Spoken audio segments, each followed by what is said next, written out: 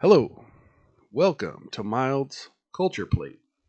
Today we're going to be getting into some of the events that have happened in the last 6 weeks in the Johnny Depp trial, and I'm going to be examining the human concept of empathy and, just kind of throwing some things at the wall and some of my thoughts and seeing how some of you all feel about it. Uh, I'm definitely not trying to jump on the bandwagon of everyone who's trying to get clickbaity about the Johnny Depp trial. But, it's something I've been paying real close attention to.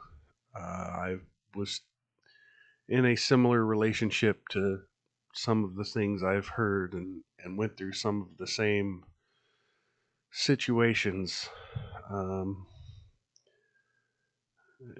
as far as struggling to get someone to believe you as a man in a situation that people may not want to look below the surface. And I'm not going to get too deep into that because I really, I don't want to talk too much about my own life, but I did want to touch on the concept of empathy. Now, in this trial, we've seen a lot of division, men versus women, Amber versus Johnny. There's been this media narrative of Gamergate and harassment and there's the whole Me Too and Believe, and there's a lot of, for lack of a better term, factionizing of the facts of this trial. People want to claim, their own identity parts of what's going on. I'm not going to do that. I don't. I'm not going to say I'm not biased. I'm definitely biased. Uh, I'm definitely in Johnny's corner in this one, and I have been the whole time. A couple years ago when the audio recordings first came out, I was shocked and stunned, and I felt that they really told a story that was going against the media narrative of what this case was. And I don't feel like very many people at the time were very empathetic to Johnny Depp. And over the last couple years, that's changed. And it's been interesting to see the groundswell of support for Johnny, and that it's not just because he's a movie star or sex symbol. Or I mean, I'm sure there's a huge amount of that, but I think that there's a certain groundswell of support from people who have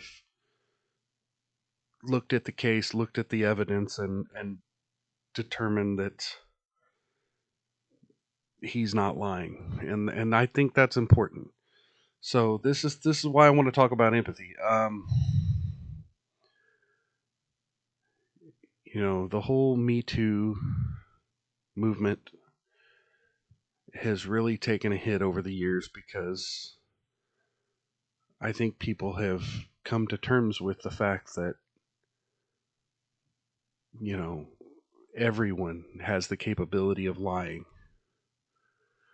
And, I'm not going to outright call Amber Heard a liar. I do think that the evidence doesn't show that what she claimed the story was true. I think that if the diagnosis from Dr. Curry is correct, that she has a histrionic personality disorder. And again, I'm no psychologist, I'm no psychiatrist. But I've known people in my own life who like to exaggerate and like to take a small detail and stretch it to its extreme. And it's like it's hard to call that person a liar because they've got a kernel of fact in their large exaggeration. And so myself, I try to be empathetic to that, and this is why I'm bringing up empathy because, I think it's a disease. It's a mental disorder. I don't think 100% of it is intentional. Now, could she control it better? Yes. Do I think it gives her an excuse to treat Johnny Depp the way she treated Johnny Depp? No. Do I think it excuses the behavior she's shown in the courtroom? No. And but just to take a step back and understand that these people are to some degree celebrities. To some degree they're going to be scrutinized, and it's kind of like, do you tell the truth? Do you tell a lie, or do you find something in the middle that you can exploit? And I think that was her goal in the long run, is to find some middle ground and then exploit it for her own benefit. And things just got out of control to where she had to lie to cover it up. And it's hard to have sympathy for someone in that situation. But again, none of us are movie stars. None of us have been married to Johnny Depp. None of us have been in a situation where, you know, 80% of the people around us are either wanting to use us or wanting to use our significant other for their fame. And I find it telling that, it seems like most of Amber Heard's friends throughout that time period were living on Johnny's dime and partying on Johnny's back. And, it's unfortunate that in a way I sympathize with Amber Heard that those aren't real friends, and that I don't know if she's had real friends or had real people that have cared about her. I mean, I'm sure her sister and her parents and Johnny and maybe Elon Musk, and I'm sure she has people. Don't get me wrong. I'm not just trying to say nobody gives a shit, but I do have an empathetic ear toward what she may have gone through versus what she is painting in the media of being a victim of. Now, having said that, I have definitely done my fair share of partaking in the mockery and memery of what Amber Heard is and what this trial has shown us. Because, I think that's where you draw the line with empathy. I really do. I think that's where you draw the line with empathy, because you have to own your own shit. And ultimately, that's what I view this trial as, is a lot of people trying to get away with a bunch of shit. And then, yeah, the internet and even the court and, people and hopefully the jury aren't going to buy your shit, and they're going to make you own your own shit, because no one wants to be bullshitted. And, here I've used the word shit like 20 times in 2 paragraphs here, but there's a limit to how much empathy you can show for people. And that doesn't mean you don't be empathetic. I think you listen, you believe to a degree, but you give someone the opportunity to make their case. That's where empathy comes in. That's where Me Too comes in. You give someone the opportunity to say what they need to say. You you offer them the chance to ask for help. Now, what you do with that help really is the big major difference in agreement, difference of opinion, difference in philosophy for most of our society. You don't take that information and then use it to destroy someone else's life. No, you're supposed to use it to help the person that's asking for help, not to destroy their enemies. That's the part I find really unempathetic, because, you know, some would call it justice, some would call it, seeking closure. No, you can have closure without your enemies being destroyed. You could move on to the next chapter of your life. You can utilize your story as a step up. But I think, and I really think this is the question that's being had in this trial is, did you utilize your story of being a victim to further your own life, or did you use it to step on to Johnny Depp as a way to bring him down and you up to the next level of your career? And, I really think Amber used him as a step up to push him down at the same time, and didn't use it necessarily to get help. And, one of the facts of the case I find most telling of all is the fact that they've paraded out all of this evidence that he was a substance abuse user and that he was trying to get clean. And yet, through it all, she denied that she had a problem with drugs or alcohol. Through it all, she told Johnny that she wouldn't be sober with him.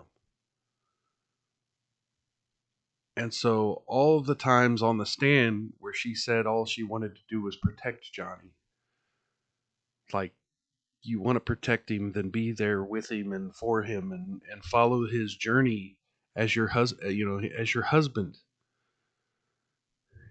If he needs to get clean, then, it's like, when my ex-wife tried to quit smoking, I wouldn't quit smoking around her, and I realize now that was the wrong thing to do. At the very least, I could go outside and not smoke in the same room, not be there to tempt that person. And, so if he's trying to get away from drugs and alcohol and you're doing drugs and alcohol near him, that's not empathetic at all. And so now that she wants empathy, now that she seeks some sort of emotional support from the public, it's not going to work. You kind of, there's a karma involved, which brings me to her attorneys. At the end of the day, I saw this tweet that said Elaine Bredehoft was crying in the bathroom after her close. And I wanted to bring your attention to my reply here. I know I went in hard at Elaine Bredehoft, but I know what it's like for a human being, especially a public speaker, to have a bad day. It's a nightmare. It's emotional. I wish the best for everyone involved in this trial moving forward except Amber. And now let me be perfectly clear. I replied to my own tweet and said that, I would even wish Amber the best. But I think first, she needs a lot of self reflection. I think she needs justice in the form of, losing this trial, and self reflection and apologies. And then I wish her the best. I think she needs to get help.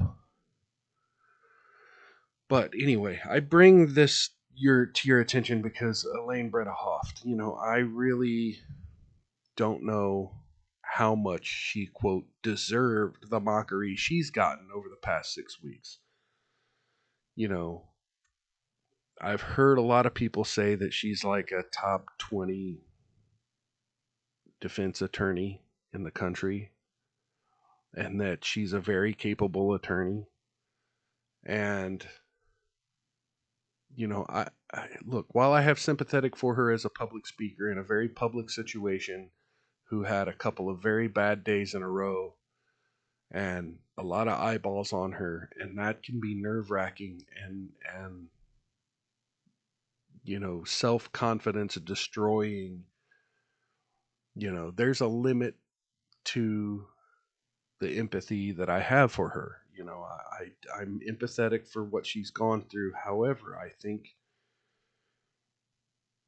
she deserves some of the mockery. Now, her being a number one attorney, or top 20 attorney or whatever, uh, I don't I don't see it. She spent almost 10 minutes trying to get her client to testify about medical care and couldn't do it.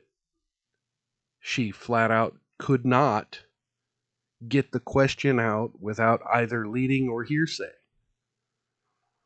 Now, I'm not a lawyer. I'm not saying I could have done it in an instant, but anybody, I'm kind of like anybody with trial experience and a law degree, you know, should have had some kind of knowledge that your client knows what she needs to talk about. So therefore, just ask her,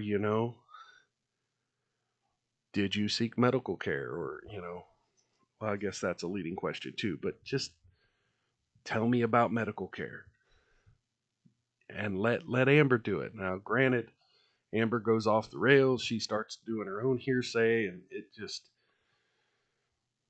but it's some level you have to put that on the attorney's back and put that on the experience of the attorney. And I think Elaine, I think you hang that on Elaine's head.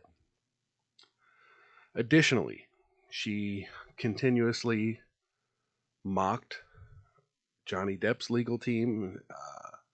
I heard reports that she had frequently mentioned the inexperience of Camille Vasquez, and now I think that has backfired because Camille Vasquez has appeared to be the most competent attorney in this entire trial. And then there's the time she mocked Johnny Depp. Now, Elaine Bredehoft said, the whole, "You will not look into my eyes." She said it just like that, mocking the way Johnny said it. And karma can really come back at you when you do something like that. And I really think that when she had the former TMZ employee on the stand, and I don't know how much you all have seen of this trial, but if you go look at some of the top clips and some of the clickbaity stuff in this trial, this was these few things I'm talking about here are going to be in your top 10. So they're easy to find. But when the TMZ guy was on the stand, she implied that the only reason he was testifying was to get himself in front of cameras and get his 15 minutes of fame. And he turned it on her and told her that I could say the same about you taking Amber Heard as a client. And then, as you can see from the picture here, the entire, you know, the entire world that was watching the trial was like, "Oh snap, that's a mic drop moment." You could see the people in the gallery in this photo just losing their shit. Um, yeah, that was definitely karma coming for Elaine Bredehoft. Now, if I think there's some sort of karma or fraudenscheid, uh, if I think you have it coming to you, do I still have some empathy? Do I still have some sympathy? Some, I think it's important for all of us to realize that we're all human and we could have made that same mistake. We could have fallen in that same bear trap. And I hope Elaine Bredehoft has a strong support system around her. I hope her fellow attorneys and Rottenborn and all of these people have a way of supporting Elaine Bredehoft, you know, during these trying times for her. But she deserved it. She deserved it. She deserved to have these couple of bad days because of the way she handled herself in this trial. And I'm not going to say she deserved it for taking on a crappy client because, honestly, I don't believe Amber Heard was that crappy of a client. I think they had a bad case. Uh, I wonder if Amber took too much charge. That could have made her a crappy client, but I think they had a good case if they would have stuck to the facts of the case. Instead, they got bogged down in showing the jury pictures of Johnny Depp passed out, which brings me to the next part of my little talk here on empathy. You want to make me believe that you care about your partner or your former partner, your ex, that you cared about them at that time. Don't show me that you took pictures of them in vulnerable states. That doesn't make me think they're a monster. That makes me feel sorry for them. That makes me have empathy for them. And it makes me have even more empathy for them to know that you were the person that was supposed to be there for them. And instead of you having empathy for them, you decided to take pictures and share them with your friends and let them just sit there with ice cream in their lap.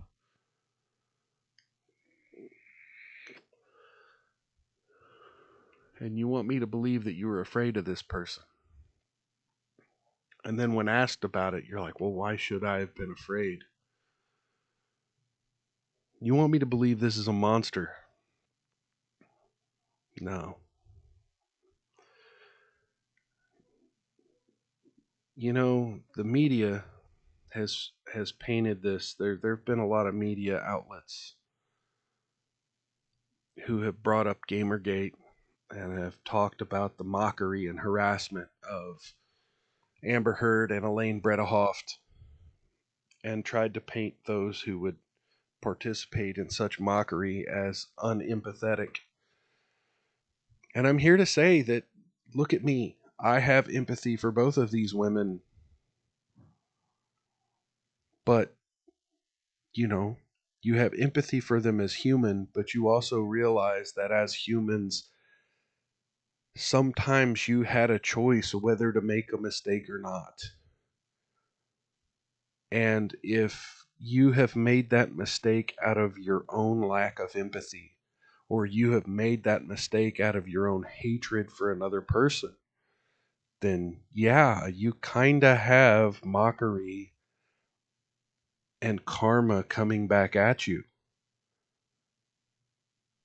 That doesn't mean those who are mocking you or pointing out your hypocrisy or pointing out your hatred or your vile behavior aren't empathetic. Maybe it means they're empathetic toward your victims.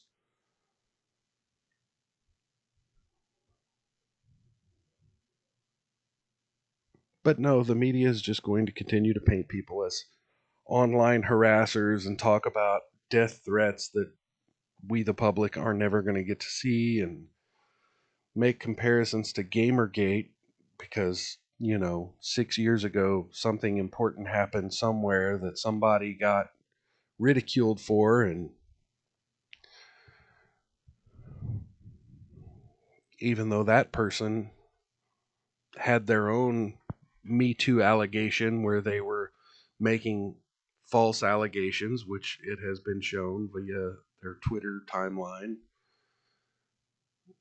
that they were false allegations against another person who